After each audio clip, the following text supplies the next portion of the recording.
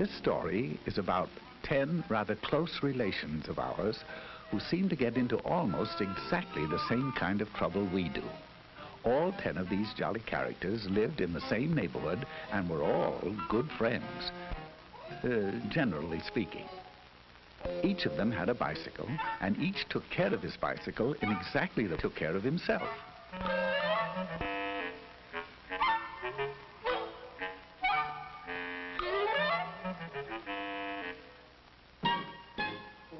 One day they held a group think and decided to have a picnic in a little park just 9 blocks away.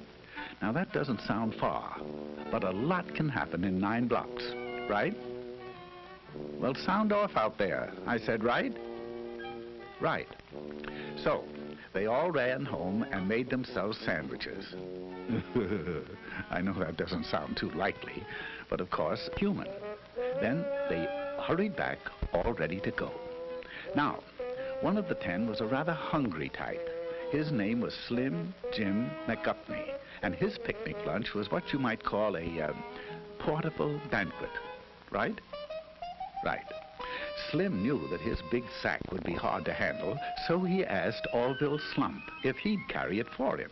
Orville had a basket on the rear of his bike. He was a good sort, and he answered, okay. Some of the others noticed this and asked him if he'd carry theirs, too. Orville answered graciously, well, I guess so. And naturally, everybody else did the same until Orville's rear basket looked like a chuck wagon.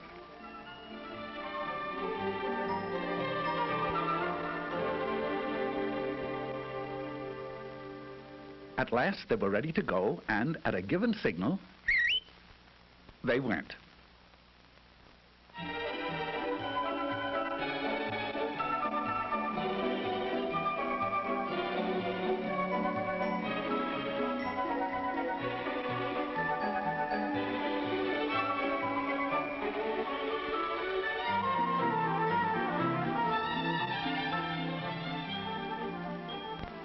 Now this is Rooty Toot Jasperson. He had the newest bike in the bunch, and he was as proud of it as he could be. He made it a point to get in the lead, and there he intended to stay. It would seem that Rooty Toot was a slam-bang go-getter headed for big things in life, right? Right. But when you have to be first all the time, there are a few things you find you don't have time for. Such things as making hand signals. Oh, he knew very well that bike riders are supposed to signal just like auto drivers. Hand down for slow or stop. Hand up for right turn. Hand straight out for left turn.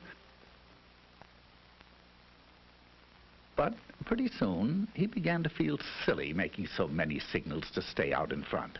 So he skipped one to rest his poor old tired arm. Just one signal, once. At this point, Rooty Toot Jasperson left the party.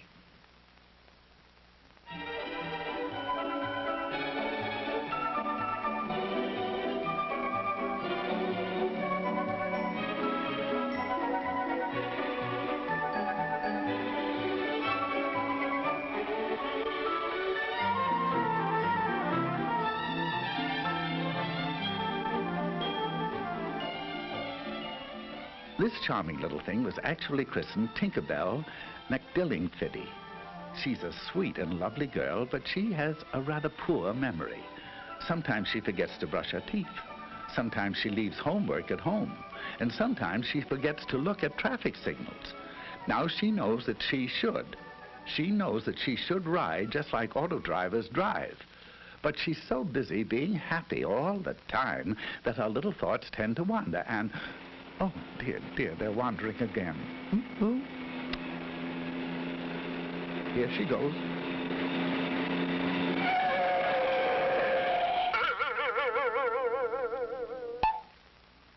Exit Tinkerbell McDillingfiddy.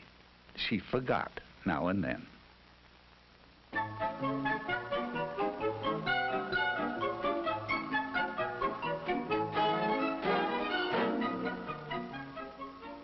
Now, let me introduce Philip Flugel. He's a star athlete, the president of his class, an honor student, and he has the handsomest profile in school. Just look at it, will you? Now, Flug, as his friends call him, has one little flaw in his character. He is very easily bored. Right now, he's asking himself why everyone has to go up this side of the street. It's so samey. So, proving that even a class president can make mistakes, he decided to ride against traffic. Oh, he knows that auto drivers never do this, and that he should follow the very same traffic rules. But he's in the mood to do something different. Anyway, there are no policemen around to see him.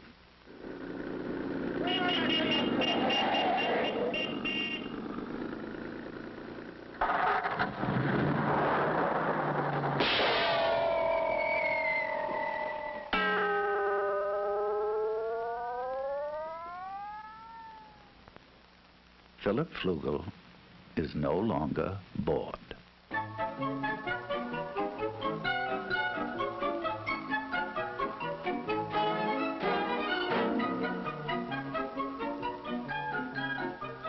You've probably wondered about this fellow on foot. Well, his name is Mosby Pomegranate. He is splendid in dramatics, but he works so hard memorizing his lines that he doesn't get around to a lot of other things. He never made it down to register his bike and get a license for it.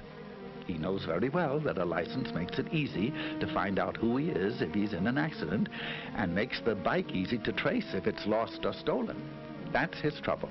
Last week, while he was rehearsing the lead in King Kong, someone rode off with his bike. He went to the police, but of course they couldn't help him since it had no license or registration. He stomped out of the police station angrily, and he's been stomping ever since.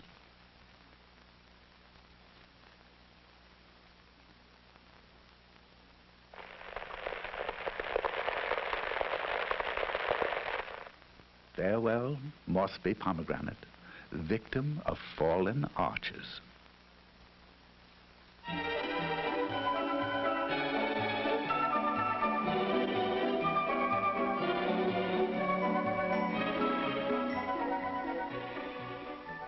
If you look carefully, you'll see Trigby Phipps. He's the smaller one in Eclipse, trying to make that bike go. His passenger is an old friend of ours, Slim Jim McGuffney. Slim Jim's bike recently collapsed from the effects of his diet, and Trigby, being a nice little fellow, agreed to ride him.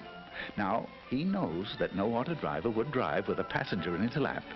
He also knows that you can't see ahead very well with someone on the handlebars, and that you can't control the bike well, and that you can't make signals either. Furthermore, it is tiring. Right? Right.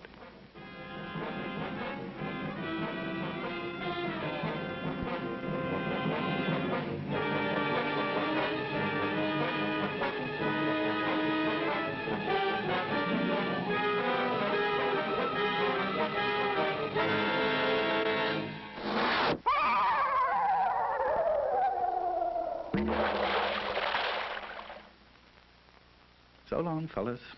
There seems to be a flaw in the buddy system.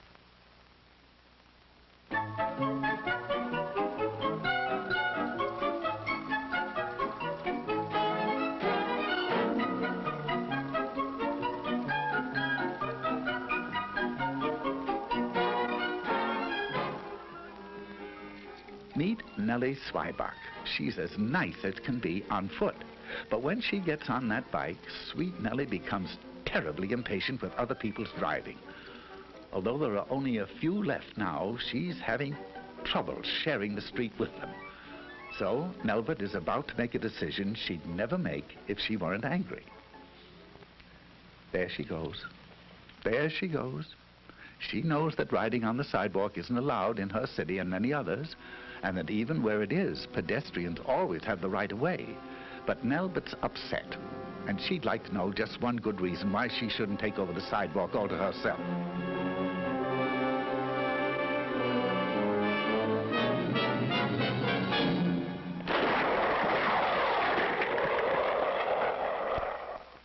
Nelbert Zweiback got her one good reason.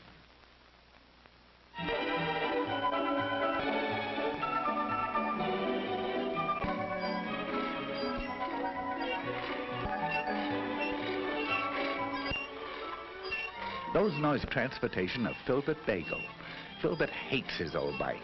He refuses to take care of it because his folks will probably give him a new one for his birthday. He can't see any reason for taking care of a heap of junk, even if he made it that way himself. He will in a moment, though. You see, he doesn't know it, but he'll find out that there's not a shred of a brake left.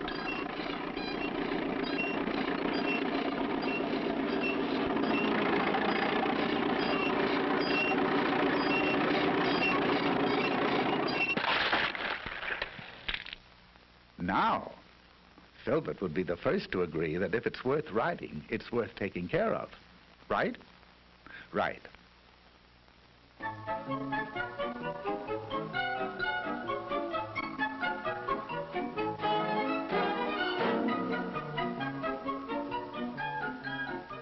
Quickly meet Stanislaw Higginbottom while you can. He's a nice boy, but he won't be with us long.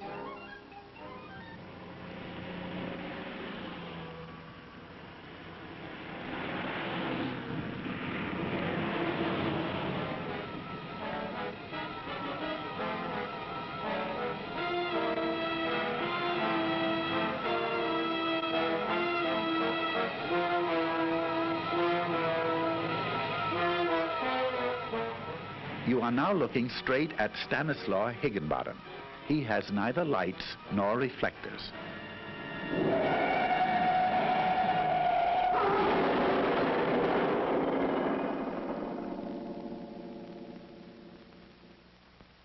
Stanislaw just wasn't quite bright enough.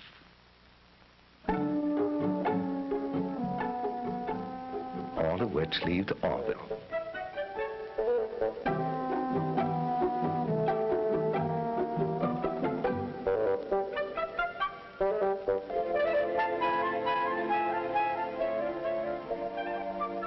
He'll get fat, all right. And here's why he ended up with all these groceries that he doesn't really want. This was Rooty Toot Jasperson. Maybe you remember why he didn't make the picnic. He didn't signal, just once. Do you recall Tinkerbell McDillingfiddy? She forgot to watch the signals, just once. And good old Phil Flugel, he rode up the wrong side of the street, once. Mossby Pomegranate was the walking one. He didn't get around to registering his bike and getting a license. It would have taken him only a few minutes. The small one was Trigby Phipps, and his passenger was Slim Jim McGuffney. They rode double into trouble. Who can forget Nelbert Swyback? She wanted to know one good reason why the sidewalks didn't belong to her. Then there was Filbert Bagel. He didn't take care of his brakes, so they didn't take care of him. And good old Stanislaw Higginbottom. No lights, no reflector, no Stanislaw.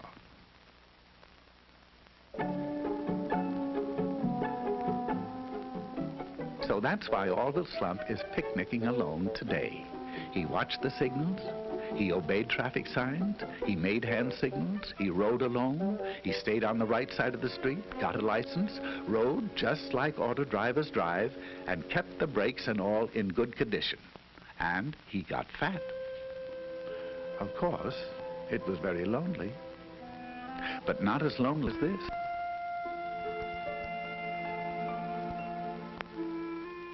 But then, as anyone can plainly see, he wasn't a monkey, right? Now, that sounds as if you really mean it, right?